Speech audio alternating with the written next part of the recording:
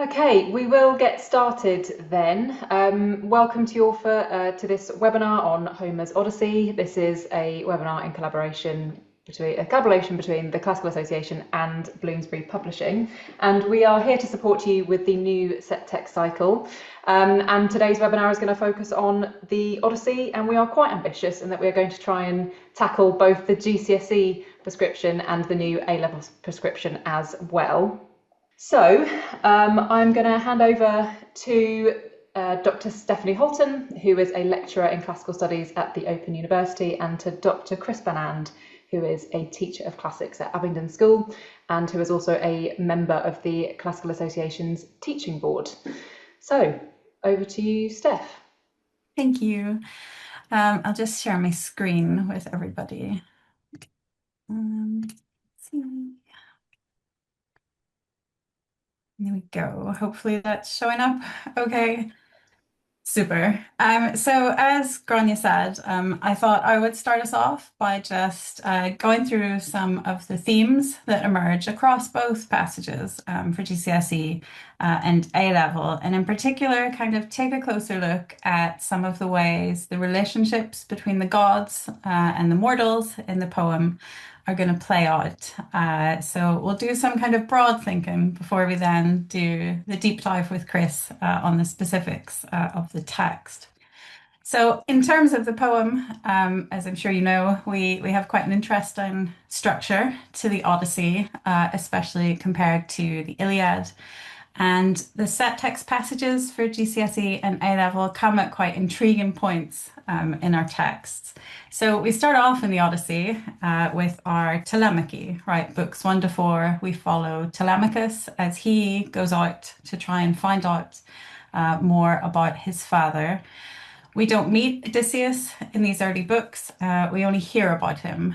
It's not until book 5 that our narrative sort of switches to Odysseus himself, and we catch up with him as he's on Calypso's island, and the gods are deciding the next sort of stages for Odysseus's journey. We track him through that until he lands in the island of the Phaeacians, and after he sort of enters the palace there, eventually reveals his identity. We have this really interesting section of the poem where Odysseus himself takes over for the most part as the narrator, and he begins to tell his story to his very captive audience among the Phaeacians.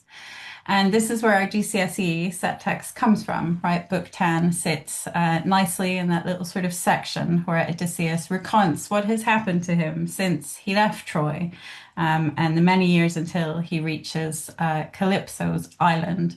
So we have interesting things going on there in terms of the narrative, in terms of Odysseus himself taking over as the narrator, and the type of story and the type of picture he wants to create. But we'll see we also get a kind of insight into some of the ways the gods are working in the text too, and in particular, working with Odysseus.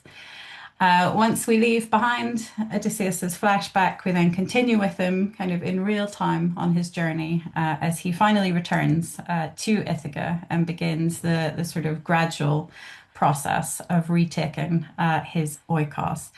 So it's an interesting structure, and the passages for GCSE and A Level sit at really, really sort of core points in the narrative. But I thought for today, to start us off, it would be useful to kind of think a bit more broadly about the world we're kind of working in when we're reading these texts and the encounters that we're seeing between the gods and the mortals. Because the Homeric gods are very interesting. They're very colorful, busy, intriguing gods. They're by no means omniscient and they're not omnipresent, but they are always kind of involved in stuff. So it's probably more prominent in the Iliad, right? We have all of the gods very heavily involved in the Trojan War.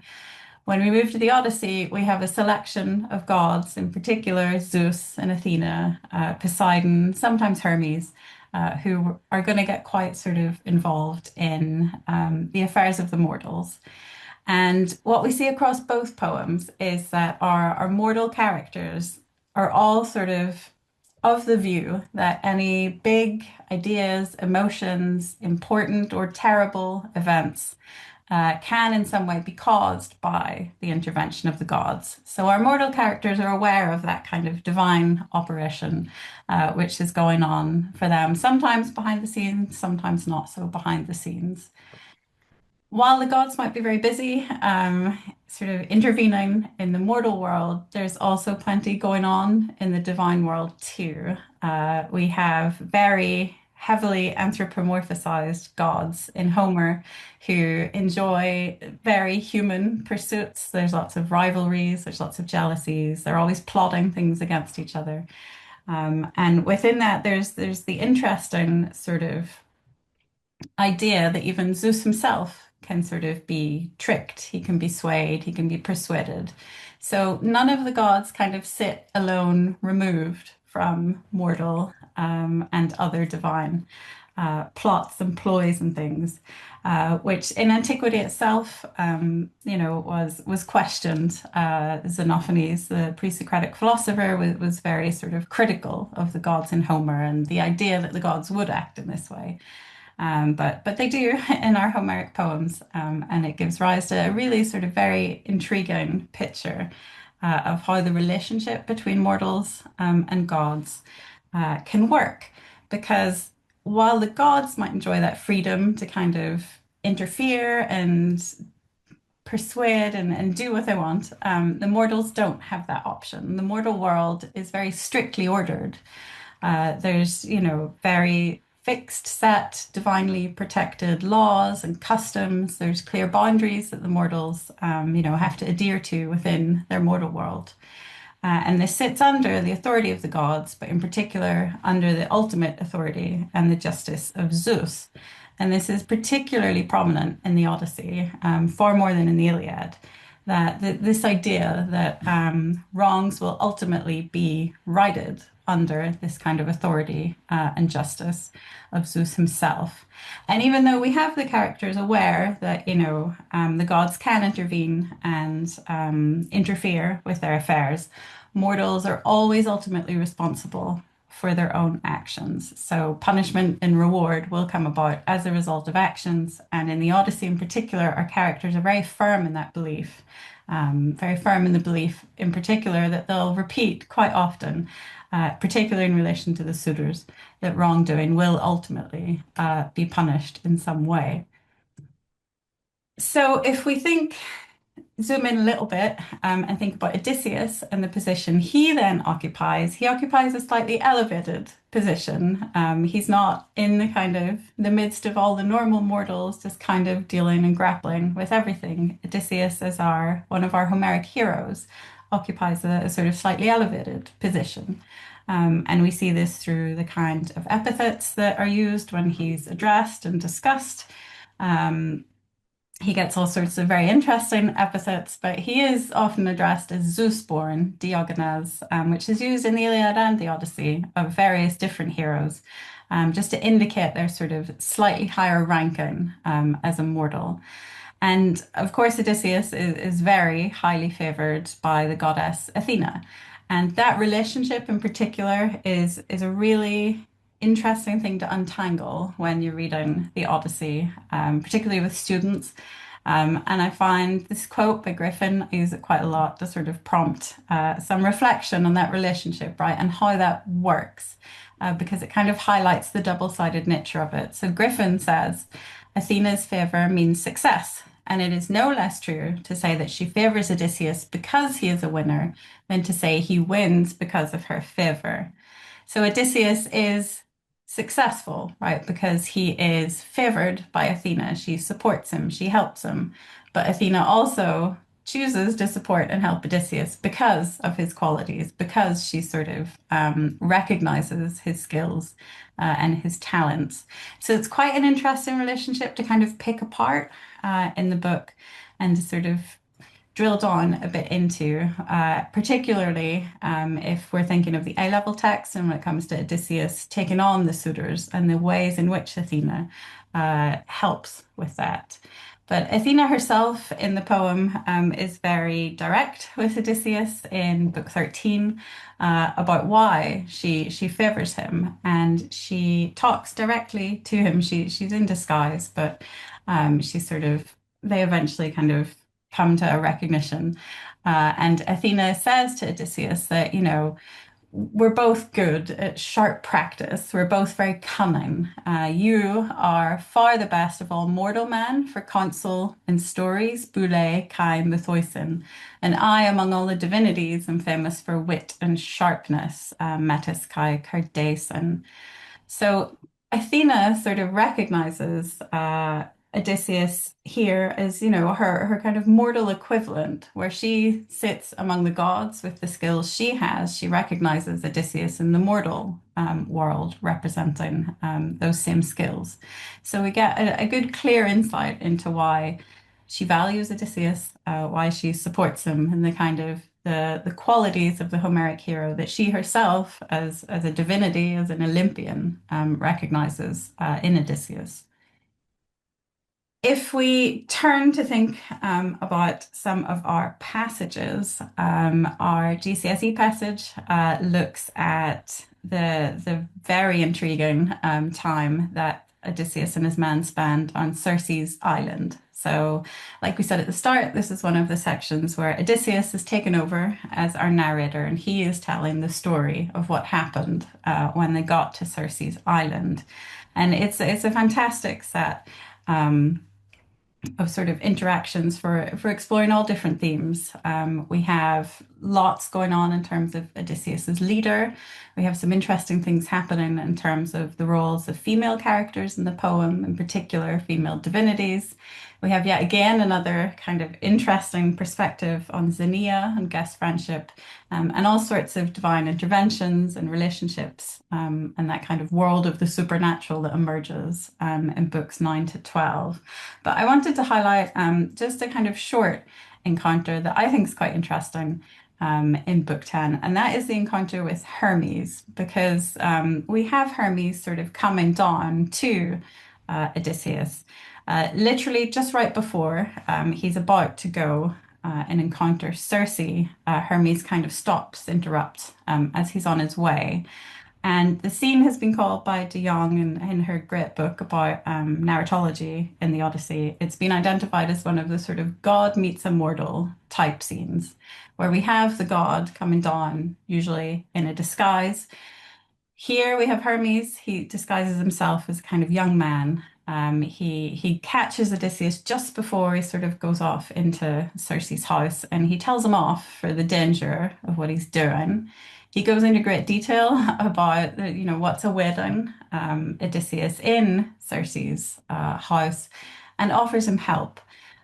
He offers him very sort of tangible help. He gives him this sort of counter magical herb that he tells Odysseus only the gods can sort of dig up.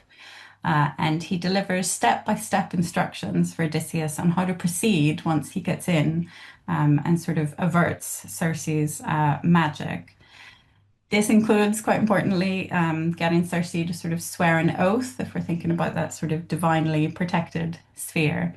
Once Hermes has delivered all of his information, he leaves and he returns to Olympus. And we have a sort of interesting scene in terms of that like standard type formula of a god coming to help a mortal.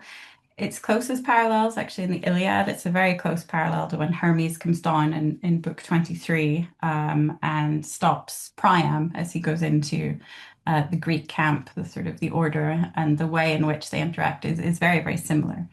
But we have something else really interesting going on here, which links our GCSE passage quite nicely to our A Level passage. We have a kind of rehearsal for what's going to happen when Odysseus finally makes it back to Ithaca, because what this sort of little scene in Circe's island and this little encounter with Hermes teaches Odysseus that it's sometimes the best strategy to simply walk straight into a trap that is set by your enemy, as long as you're prepared in advance, right? As long as your enemy doesn't know that you know it's a trap, doesn't know who you are, so they're going to underestimate you, and that you have a plan. You have a very clear step-by-step plan. So that process, we see Hermes delivering, the clear guidance to Odysseus on what he has to do.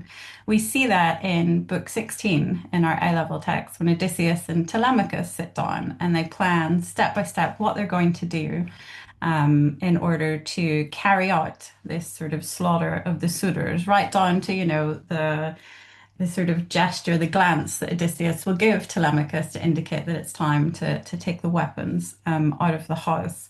So it's a really interesting little kind of rehearsal for that ultimate return to Ithaca. And it comes at a point where Odysseus has had some unsuccessful interactions with sort of enemies or hostile figures up until this point. So he learns with this interaction, the benefit of preparation, of taking time to plan what you're going to do. He needs the help of Hermes in this case because Circe is a divine goddess. Odysseus himself alone as a mortal can't possibly sort of counteract Circe without help from the gods, and Hermes gives him that. But obviously, when we get back to Ithaca, Odysseus and Telemachus are going to be able together to plan the demise of the suitors. One thing I was going to highlight about book 22 in terms of that divine sort of structure of the cosmos and the sort of this idea that the gods will ultimately correct everything is that we'll see in the passage that Chris has picked in particular that book 22, Odysseus wreaks quite brutal vengeance on the suitors, but within the poem, the emphasis is always on the fact that Odysseus is doing the right thing. The suitors have this outcome because of the way they have acted, and Odysseus is kind of correcting that wrong. So in book 22, for example, when Odysseus finally addresses the suitors and reveals who he is, he accuses them. He talks about how they have no kind of respect or no fear for either the other man around them. They're not worried about how man will react to the way they've been acting, but they've also no fear for the immortal gods. They've disrespected the very divinely protected laws of guest friendship. They've acted in a way that completely contradicts, the way that mortals are meant to act and the parameters that you're meant to operate in. So the emphasis, even when we get the sort of the most brutal scenes, like we'll see shortly, the poet works quite hard to remind you why the suitors have met this end, and that this is the result of their previous actions. And this is the kind of divine correction, the divine punishment coming in. And we find that not just in 21 and 22, but sort of before and after the incident with the suitors. So earlier on, Eumaeus, the swineherd, talks about the suitors and the way they've been behaving, and how they have no regard for anyone, right? Not the gods, not the other men, not the other people in the palace. And he talks about how the gods will have no love for them in return because they reward justice, DK, and they reward anything that men do that is lawful. So by implication, anything the opposite will attract a punishment. And the outcome with the suitors is such a kind of impactful type of comeuppance that in book 24, Laertes, Odysseus's father, makes this remark that, the way that things turned out with the suitors, the fact that they had to pay for their terrible kind of deeds and the way that they had to pay for them, is taken by him as evidence that there are indeed the gods. The gods are indeed there, making sure the world is kind of balanced and that justice is applied where it is needed. So just some themes to think about before we kind of do the deep dive into the text that hopefully will sort of help you as we work through the specifics. But I'll stop talking and I'll hand over to Chris. That's brilliant. Thanks ever so much, Steph. Before we pass over to Chris, does anybody have any questions from Steph's presentation that they'd like to raise now? You are more than welcome to unmute, or you can use the chat function if there's something that's sprung to mind.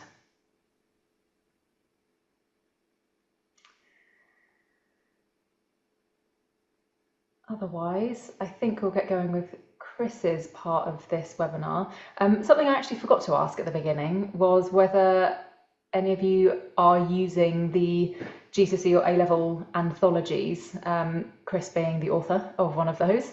But it would be useful to know whether it's something that you have access to now, or that it is something that you are using in your teaching that might just help Chris with the next part of this webinar. If you could just pop something in the chat if it is something that you use. Yep, we've got a thumbs up.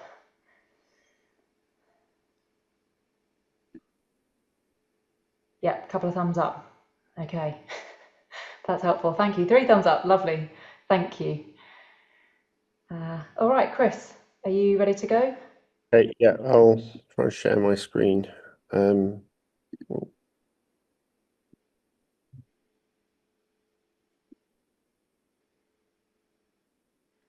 hope everyone can see that all right. That's great. Yeah, I suppose I should start by saying that I guess I've been asked to do this mainly because I've done the GCSE commentary for the sort of incoming texts. But I'm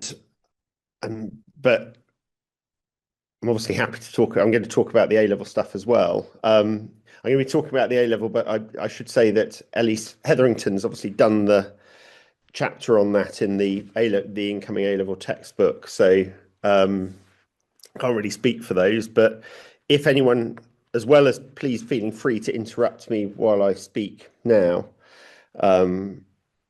please do also get in touch if you have any strong feelings about what future GCSE books should look like and what would be most useful in support of your teaching. I'm also going to talk a bit about online resources. So if you, again, have any strong desires about what would be useful for that, please do say. I mean, equally, I'm sure Sarah and Lucy from Duckworth will be happy to talk about, Bloomsbury will be happy to talk about whatever is what might be useful for the A level as well. Although obviously I can't really implement any of that myself because I've not had input. I was going to begin by sort of talking about my own experience, a bit of teaching Greek and how we do it at Abingdon. I should say that we teach Latin and Greek to GCSE and to A level, and we're lucky to have timetabled time. But we do also teach off timetable both Greek and Latin, so we are used to sort of delivering both subjects on very, very minimal teaching time. So on timetable we have sort of lessons for 3 years through to GCSE, but also this year I've got a group of 5 boys. We're an all boys school who are doing Greek off timetable in 2 years. So last year we had literally half an hour a week. This year we've got 2 hours a week, and we'll be doing GCSE at the end of the 2 years. So obviously the way we deliver set text varies greatly according to how much time we have with each of the cohorts which we do. And I suppose what I'm going to sort of say is I'm going to talk about lots of different things, and obviously people are going to be able to use different amounts of them or not, because as I well know, as I'm sure we all know as classists, sometimes time is very, very precious, and you can have lots of good ideas, but actually you've got to get through the course content. So, I mean, on the timetable, we don't start the GCSE set text until we've finished all the language teaching, which is obviously a very nice position to be in. But equally, with the little off timetable group I've got this year, we've started our verse set text, which we're using the Medea on the current cycle, and they are in chapter 8 of Taylor currently. So obviously they've not met a lot of the grammar that they're having to encounter with the set text, which obviously can be a challenge. But as I say, if we've got all the time that we want, we tend to start the set text only after they've covered all the grammar. But that's obviously, I think, probably a fairly rare situation to be in sometimes. We do also introduce the English first to the boys we teach here. So we give them a translation of the set texts and practice the 10-mark questions at the end of the GCSE before we look at any of the Greek in detail. In a way, that sort of seems perverse because it is a Greek exam and we're here to study Greek, but we find it makes it easier when they get on to the Greek, that they can concentrate on actually what the Greek's saying rather than worry about what's going on with the story if they're familiar with the story already and what's going on with it. One of the things that we get them to do, or I get them to do, is often is produce a summary of the set text, just making sure they know it really, really well. And this is something that I sort of get them to do independently, really, once we've gone through the set text in class. So this is, if you like, something I sort of push on to them, really, because often, obviously, teaching time is precious. So I get them to make their own summaries of the 100 or so lines of the set text on the basis of the translation. So they've got a very clear series of what goes on and useful quotations. And the thinking about getting them to do that rather than me simply giving it to them is so that they can sort of take ownership of the text and make sure they fully understand what's going on. And use that as a basis for for practicing sort of 10-mark essay type questions on it. That obviously goes down differently according to the sort of levels of ability of the kids involved, but I generally get them to do it on a Google document, which they then share with me, and I'll sort of give them comments and feedback on that. And I say we do this after we've sort of gone through the text together, so there's sort of clear understanding that they should have a pretty good idea of what goes on. But I get them to do that so they know it. I'll come on to sort of give the site of where I should say Andy Milnes, the colleague who sort of helped do the new GCSE set textbook that is for the text coming online next year, or this year, but being examined next year for the first time. And these were some of the ideas that we sort of put together for thinking about set text in slightly different ways. And again, you need to take them or leave them according to how much time you've got. But I think a colleague of mine here at Abingdon makes a great deal of sort of how could you tell the story most simply, and as a way of thinking about the choices that Homer's made in telling his story, rather like Steph was talking about, the fact that those middle books he chooses to deliver it as a first-person narrative flashback. I mean, that's obviously a big-scale choice that Homer's made, but any choice, any inclusion of any adjective or epithet or direct speech is a choice that the poet or the poetic tradition has made at some point. So one way of getting this on a big scale is encouraging the class to sort of tell. This can obviously work with any set text, but I think it works well with a narrative set text like Circe, of sort of telling the story in a short number of words. I mean, 100, 200, depends how brief you want it to be. And then again, you can get them to share them within the class about which ones you think are particularly useful and so forth. And then by seeing what you can strip out of the story, you can easily see what sort of Homer has added into the story.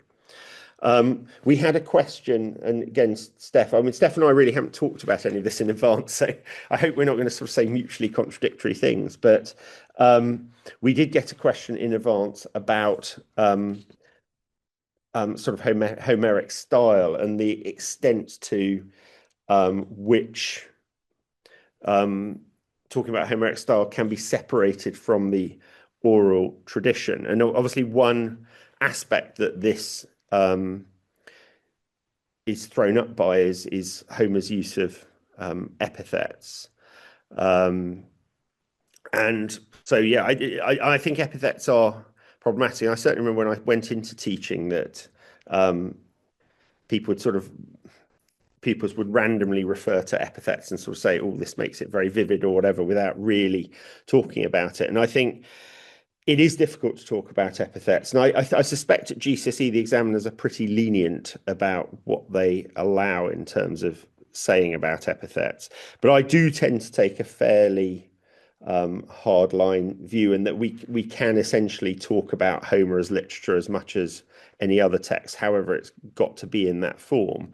And I certainly don't want to go down the sort of extreme form that every time a particular object or person is named, they have to have a particular epithet. And even if they do tend to, there are moments in the narrative when, and I'm going to give a specific example of this later, when a particular epithet that might always be ascribed to them suddenly takes on more purchase and more importance in the narrative because of the context in which it's being used. So I think it's quite interesting to get them familiar with the idea of epithets. And this might be something better done when you're reading it in Greek rather than just in English, but actually coming up with 10 epithets and asking them to sort of talk about what each might add to the narrative, and then discussing that in class. I mean, I've put here just the sort of one of the early epithets, where Eurylochus, who is to lead the first group of men that visit Circe and gets turned into pigs. And he doesn't show great leadership when he gets to Circe's house, arguably because he sort of stays outside and runs away, and doesn't get turned into a pig. And then he goes back to Odysseus and has to sort of say what's happened, and is very frightened of he basically has to be bullied by Odysseus into sort of going there again. The fact that he's described as great-hearted Eurylochus, I think, is very pointed in the light of what's going to subsequently happen. I mean, you happy with me saying that stuff about epithets, or you take a harder line? No, that's no, that's probably the same way I would deal with them. I tend not to be too harsh either way. I mean, I know some people think it is just all metrical, but I think within that, the poet still has choice. So good.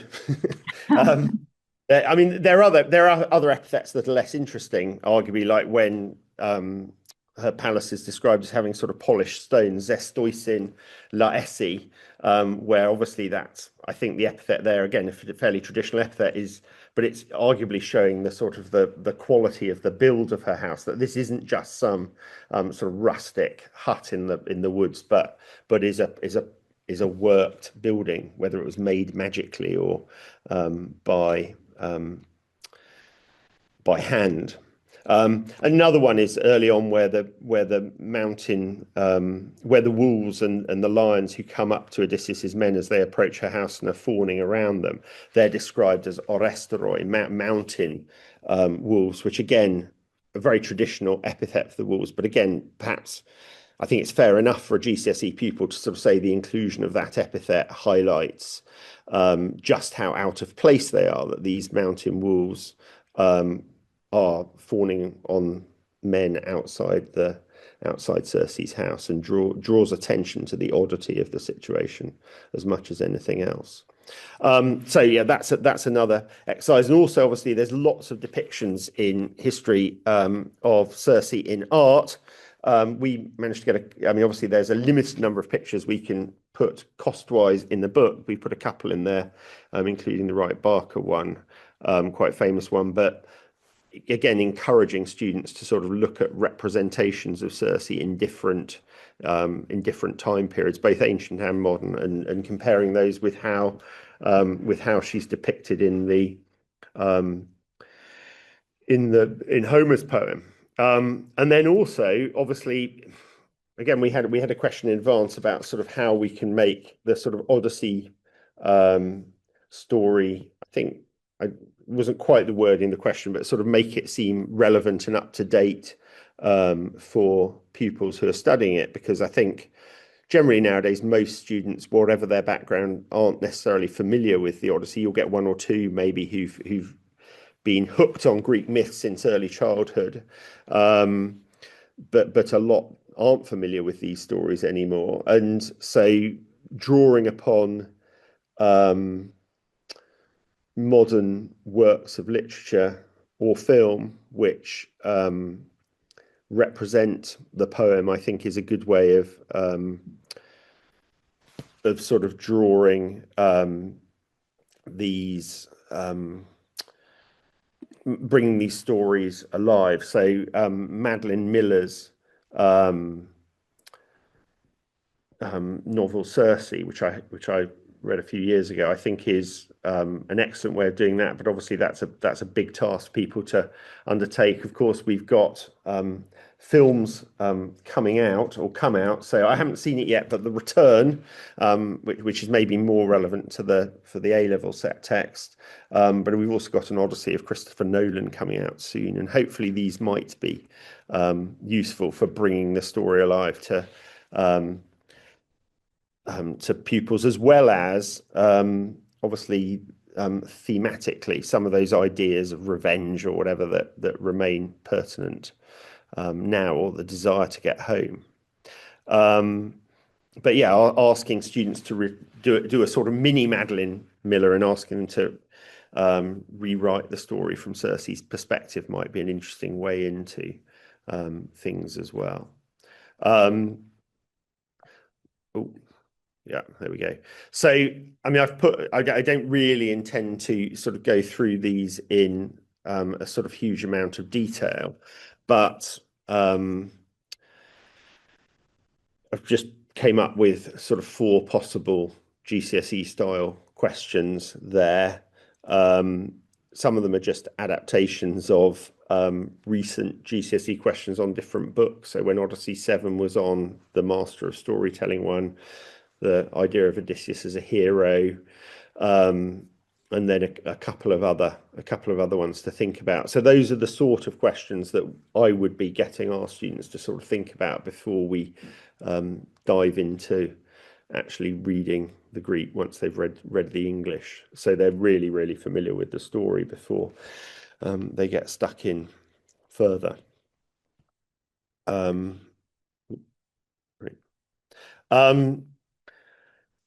Then I suppose just in terms of thinking about how we read the text, and this is where sort of the more feedback we can have, the better, really. I've put on a link here that is, which again, I'm assuming I'm happy for my slides, Gronya, to go out subsequently to be shared with people when the recording gets shared. I mean, is that something that can be done or not for things like this? I can circulate those. Yeah. So that link takes you to the sort of Bloomsbury pages where the online resources are that Andy and I have put together for all the 4 different set texts. So there should be there's access to making an easy text document, so you can make your own booklets out of it. There's a translation, a very literal translation there, some multiple choice questions for testing understanding, but also, I think quite importantly, a sort of a running sort of commentary on the style of the Greek, which is something that hasn't been there before. But I think we were keen to do this as a way of recognizing that lots of schools have relatively limited capacity to deal with a constant cycle of new set text, so trying to make that as painless as possible. But I mean, please do get in touch if there are any other resources that you think would be useful to be made, and we can't promise everything, but we'll try our best to do what we can. I mean, again, here at Abingdon, we make booklets of all the set texts. We deliver so sort of an A4 printed booklet which has the text on, and then students are able to sort of take notes. We encourage them to do that in different colours.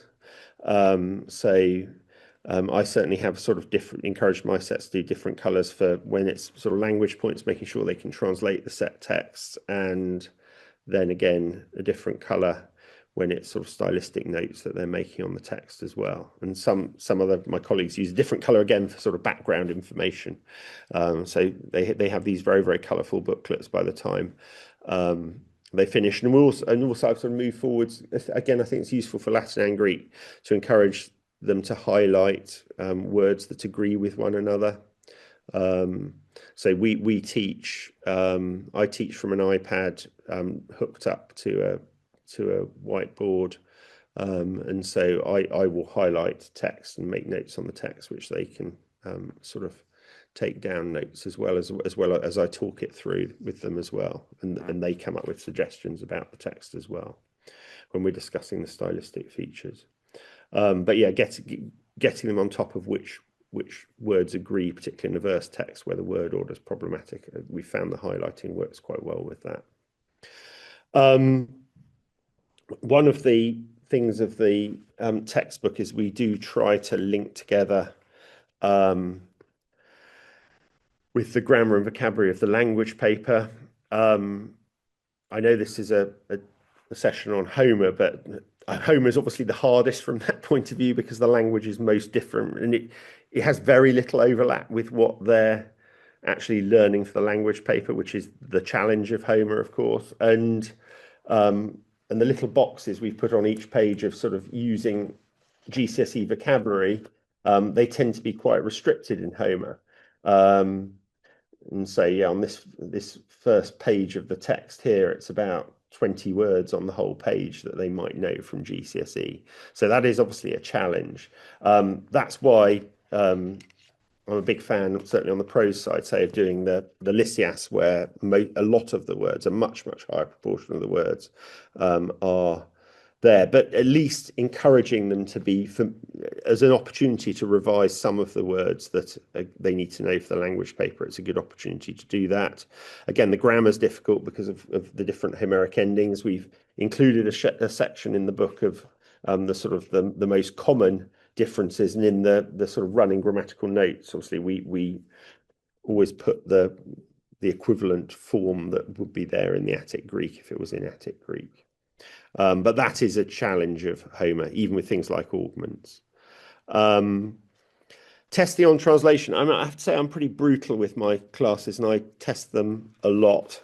So, I mean, the set text is obviously just over 100 lines. So I generally divide the set text up into about chunks of 20 odd lines, and probably give them a couple of homeworks to sort of, after we've gone through the text in terms of just translating it, to go away and learn it, and then I will test them on their translation skills. And one of the things I've definitely changed with that is, whereas in the past I used to just put a bit of a chunk either on the board or on a piece of paper and ask them to translate it, nowadays I also always give them a chunk, as well as just a bit to translate. I give them a chunk with several words underlined, like 5 words underlined in it, or 5 phrases underlined in it, and asking them to translate those particular words and phrases to ensure that they're not just learning a translation parrot fashion.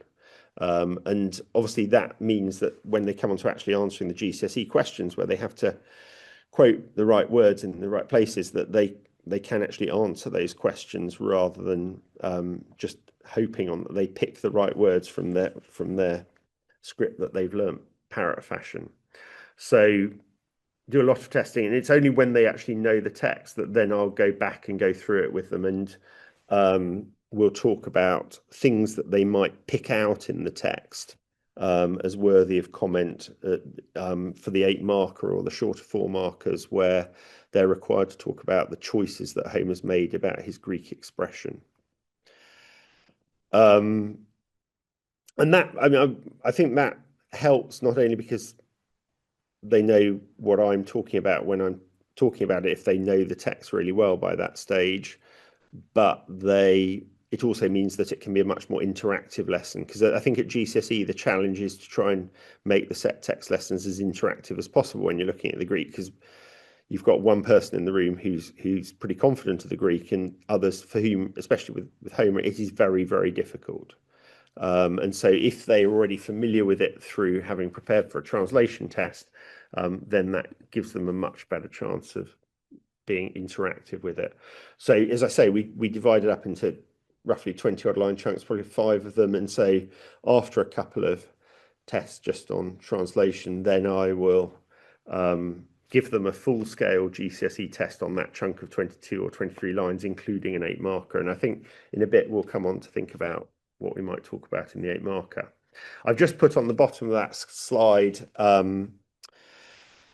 it's literally just copied and pasted from the online resource that I've put on, that Bloomsbury put on the website, where we're trying to talk about the style of the Greek, in the hope that this will enable teachers to speed up preparation of these texts for delivery. I should say those resources are sort of primarily aimed at teachers, but it's the sort of thing, if with a set with minimum time available when we're teaching it sort of in very short time, and if it's an able group, that I would probably give those to them as well as sort of the time we spend in lessons. Right. So I just picked a chunk from the very end of the GCSE set text to look at, and I invented a question down the bottom in the GCSE style. I find I do I end up making up a lot of questions like this, and sometimes yeah, my creativity falls short, but this was so I've gone for fairly vanilla. How does Homer make this a dramatic and emotional scene, with the 2 bullet points that are familiar and so forth. I put a translation up there just because I thought that would be useful, because people wouldn't be very familiar with this text yet, since probably no one's actually taught it yet. So they stood facing her, and she, going through them, was smearing another drug on each, and the bristles were falling from their limbs. So it's Circe, obviously turning the men, Odysseus's first group of men who've been turned into pigs, back into humans. And then you have the emotional response. They appear more younger and more handsome and bigger than they were before. And then the recognition scene, and even Circe feeling pity at the end. Now, the way we sort of encourage them to do this, we encourage our students to be fairly formulaic with this, and essentially make 5 points, 5 developed points, with no introduction or anything else, just 5 developed points, separate paragraphs to facilitate the examiner seeing their 5 points that they've made, and within each point to make sure that they are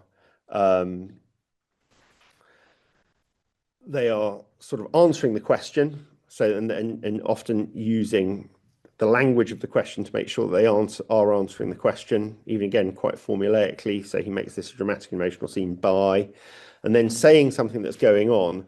I'm sure everyone has this experience, but lots of them sort of become sort of like linguistic device spotters, like they're spotting trains or whatever, and they say, "Oh, he makes this very exciting by using a alliteration or something." They don't tell you what's going on in it all or what's being said. So really encouraging them to start with content is what we sort of stress to them, and then quoting some Greek in terms of saying what it's saying. Again, we're moving. I'm sort of moving to a system where I encourage them to sort of almost put a paraphrase or a translation of the line, and then in brackets putting the Greek for particular phrases and words, because I think the examiners then are more impressed if they can see they're actually quoting the specific Greek words, rather than just writing 2 lines of Greek and then a translation that they've learned para fashion. That's why I've sort of highlighted things here that are bits that I might expect that they highlight. And my general advice to our students is that within each point they should be looking to quote somewhere between 2 and 6 words of Greek, but not necessarily continuously.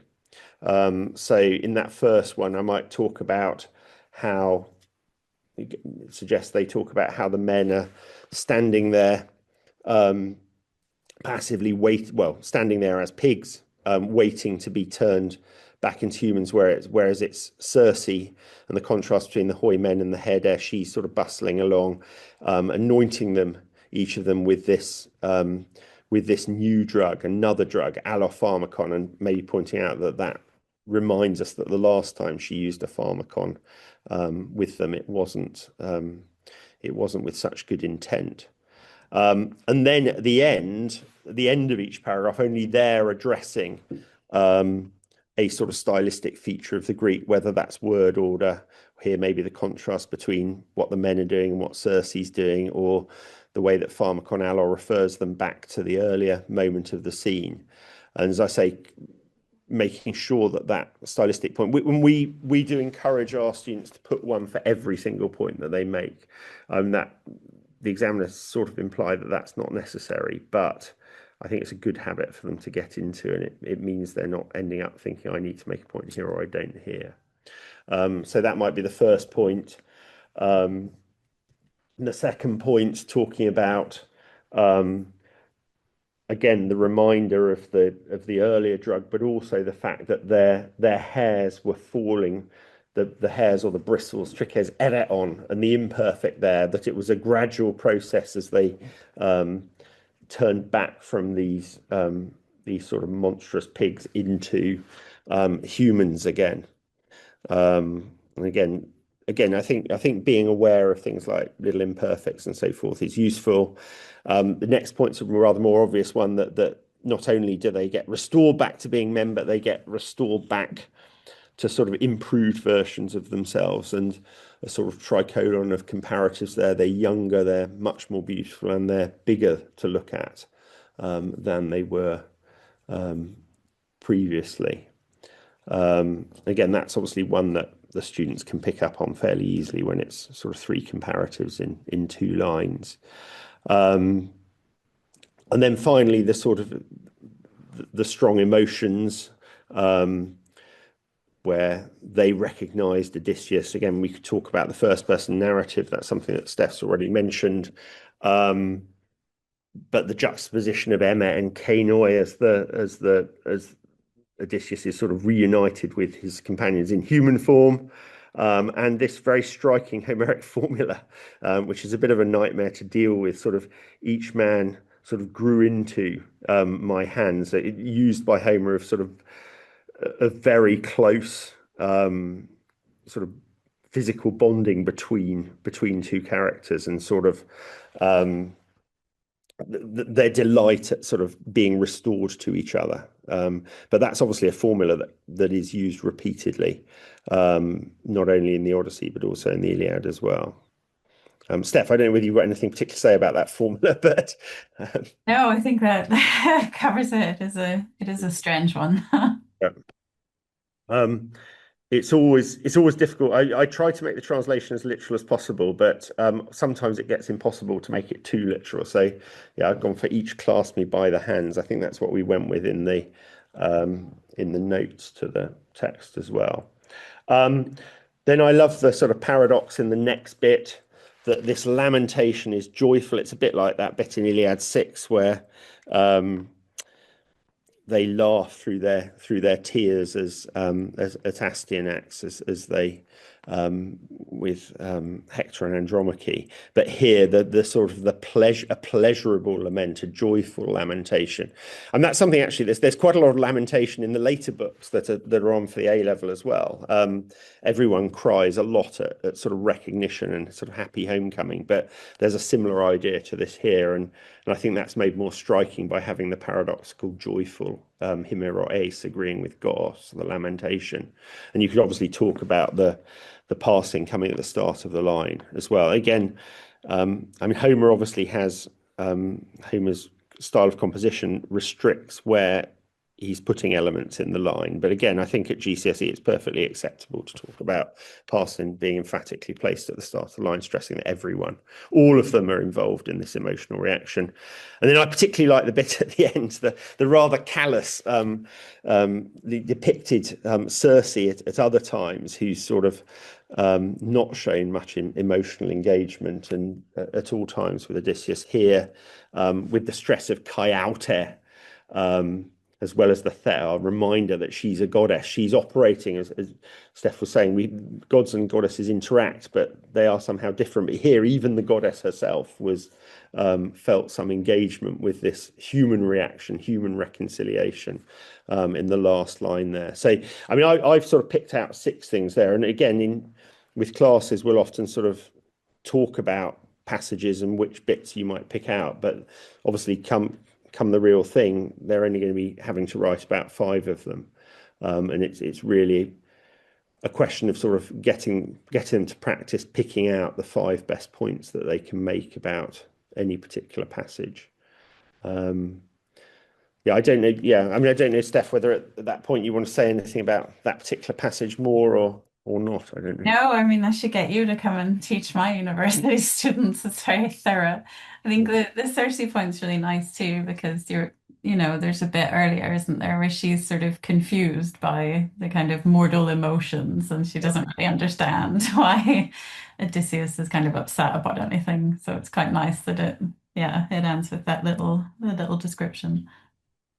Yeah, and autos, I always think is a good word. It's interesting because it set up this pre-GCSE qualification, the ICCG, and involved with that, which is obviously to the end of book 1 of Taylor. Autos is probably the word that candidates get more wrong, getting confused the 3 main different uses of autos. But certainly in literary texts, I always encourage our students to talk about it, because by definition, when it's being used as an intensifier like ipse, it's always an unnecessary word, and so it's always right for plucking as a style point, really, for them to think about. Again, and that was really all I was going to sort of say, I think, about GCSEs. But if anyone's got any questions before I sort of move on a bit to think about A levels, I'll be very happy to take them.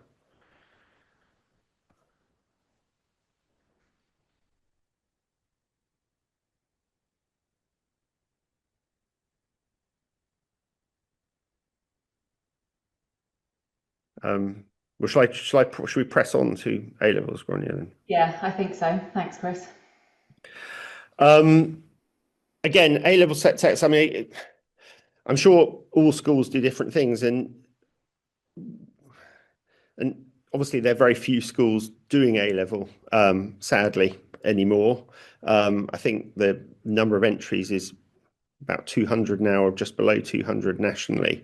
And so what everyone does is going to be very distinctive to themselves. I thought I'd begin by saying what we do at Abingdon. Again, we do have Greek on timetable at A level. We're very lucky with that at the moment. But we have taught people Greek quickly off timetable as well. So people who've come into the 6th form and realised the folly of their ways in not studying Greek lower down the school, but then decide they want to go and do classics at university, we will try and at least get them to AS Greek. And then again, that is very little contact time. So we had someone a couple of years ago who did AS Greek, and I think I got through the Herodotus set text with him in four sessions. Now, obviously, he was doing quite a lot of work on his own, and basically he was doing a lot of work, and then I was essentially going through it. So, although we are very lucky most of the time in having a lot of time with our students, we do teach some of them very, very quickly as well. What to pick? We traditionally at Abingdon, we've done one solid verse set text, so a whole verse set text, and 2 half texts for the prose. Although with our current upper 6th, our current top year group, we've done for whole text on both the verse and the prose side, because we were enjoying Herodotus one, so we decided to do the whole of Herodotus as well. And that I think probably will have a benefit in terms of the 20 marker. But again, if people want to chip in with their thoughts about whether half text or full text are better, I'm very happy to take questions or anything on that. When to start them, we're very hard line on this, that we don't start the set texts until the February of the lower 6th year, the first 6th form year. I know some schools start them straight away, but we want to make sure they have some reading experience of other authors before they actually come to the set text. And that's obviously partly aimed to get their language up to speed quickly at the start, but also just to give them a slightly broader perspective on the different genres that are out there.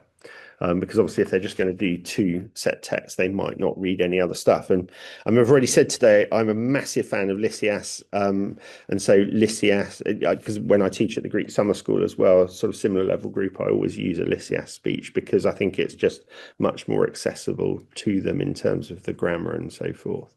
So we actually don't start any of the verse set texts until the upper 6. So, and although I'm talking about the Odyssey today, we tend to always go for the tragedy one in Greek. I'm not absolutely, but we normally go for the tragedy. So this cycle we've been teaching Euripides, Hippolytus rather than the Homer. But we wouldn't start that until the upper 6, until the September. Preparation or post-preparation, again, we do try to encourage them to prepare, but when we're reading other things, but probably less with the set text. And we tend to, with the set text, as I suspect is true of most schools, we tend to sort of go over stuff we've covered in class, rather like GCSE. But they are used to doing some preparation. A translation, that's the other big question. We don't give them a translation now. We tend to move to a system where we use Google Document, and we get one of the class to be a scribe, and it's a sort of rotating job. And they produce a translation after each lesson or after a week of lessons or something. And then the teacher who's ever teaching that set will then go and correct the Google Document. And that's just so we don't obsess about a translation in lessons and focus on the Greek. And we tend to do what we tend to do what we do at GCSE, in that we'll go through a decent chunk of the Greek and just working on the Greek, and then only then sort of come back and start looking at it as literature. But I think it's difficult to do that until you've gone through the Greek and made sure they know the Greek properly. So it's a very similar pattern in those terms. Recently, we've so I was going to focus on this a bit, is sort of thinking about the 20 marker, the sort of essay question, and asking the question what examiners are looking for.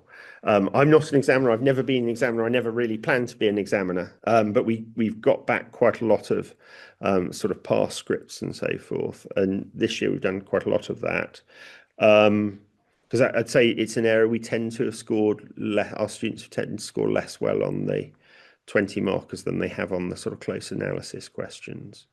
And so we're sort of focusing on that. What are they looking for? And I think having looked at answers that have come back, they're really looking for a very, very close, detailed engagement with the text in translation. And the more references that students can make to those texts, I think, the better. So that was what I was sort of mainly going to talk about for the next few minutes. Again, I've put on here a link to the online resources which Ellis Hetherington, I think, must have made on the Bloomsbury website, and she's made some very, very useful possible 20-mark questions. They're 10 there, a selection of section C star study questions, quite a lot focused on in Odyssey 21 and 22 on revenge, justice, which Steph's already talked about, whether Odysseus goes too far in his revenge. I mean, that's whether you think, I mean, a lot of it might be personal response to this, whether you think Odysseus goes too far in his revenge. Are we encouraged to think about that? So there are lots of good things on there. Also, there are lots of character questions that she's put together on the website. So because they're on the website, I wasn't going to sort of focus on them. They're there. And there's a link, again, I've put on here that people can find those from.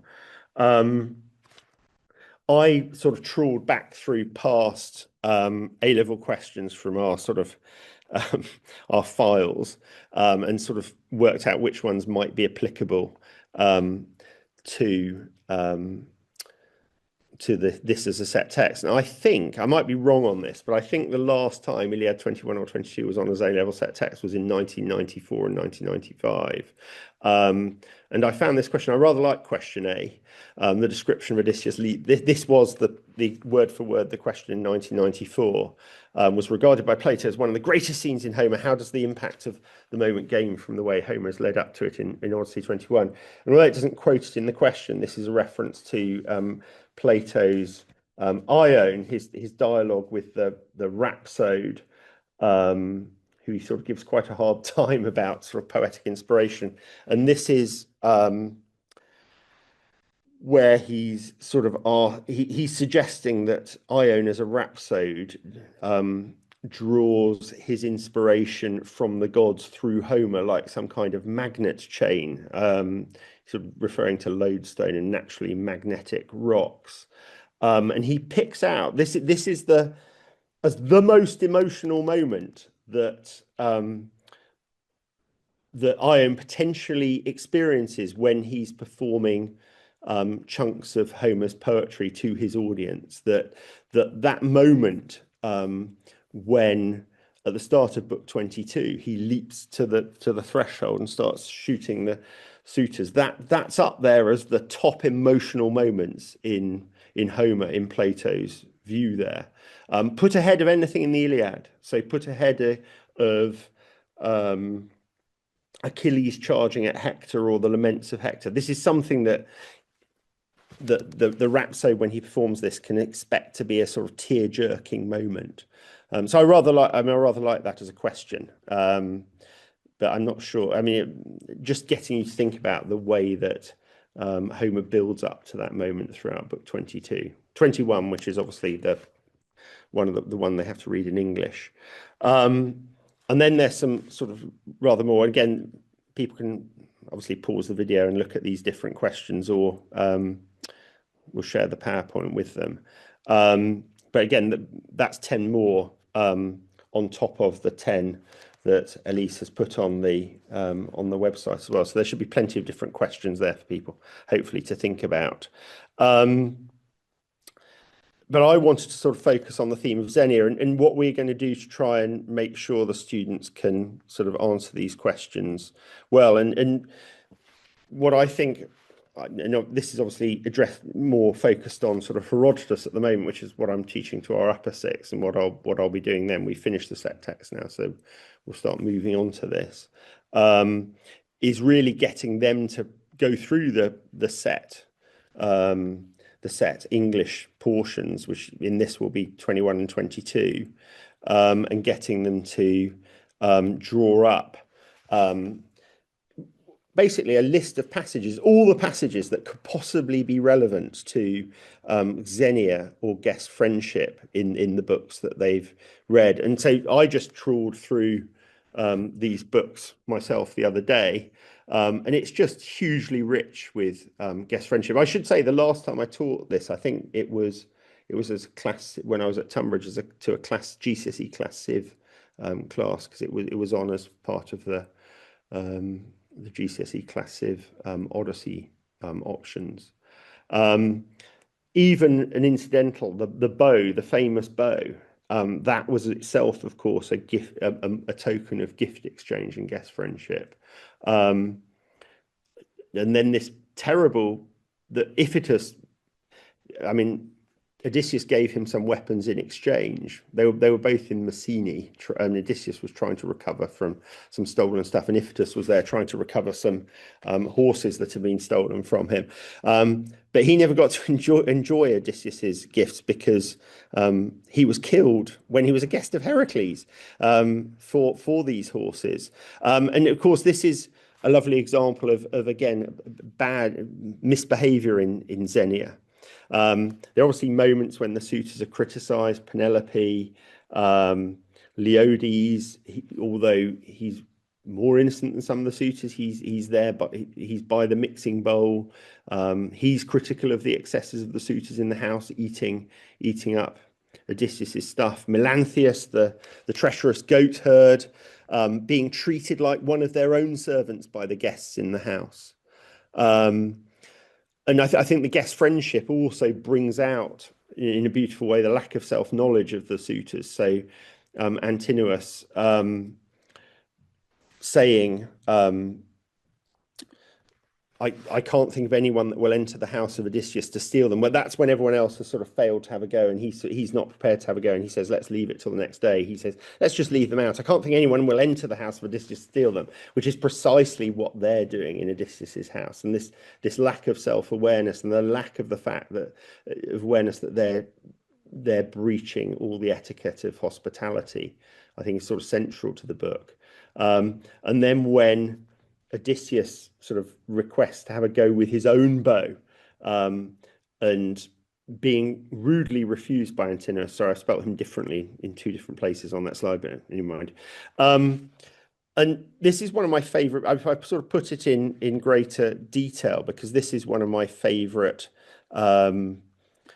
bits of the set text. This is only set in the English, but this is the sort of the story that Antinous gives to Odysseus disguised as a beggar in order to criticize him for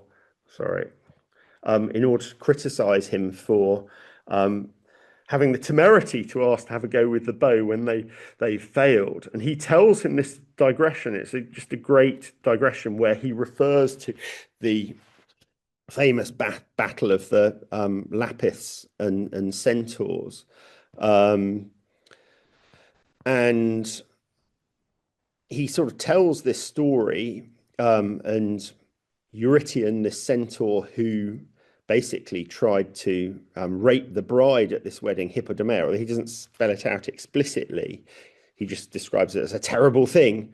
And the Lapiths, the heroes, were seized with fury. This is up in sort of Thessaly. They leapt up, dragged him out through the port, sheared off his ear and nose with pitiless bronze, and he went off foolish, bearing with him the result of his own folly.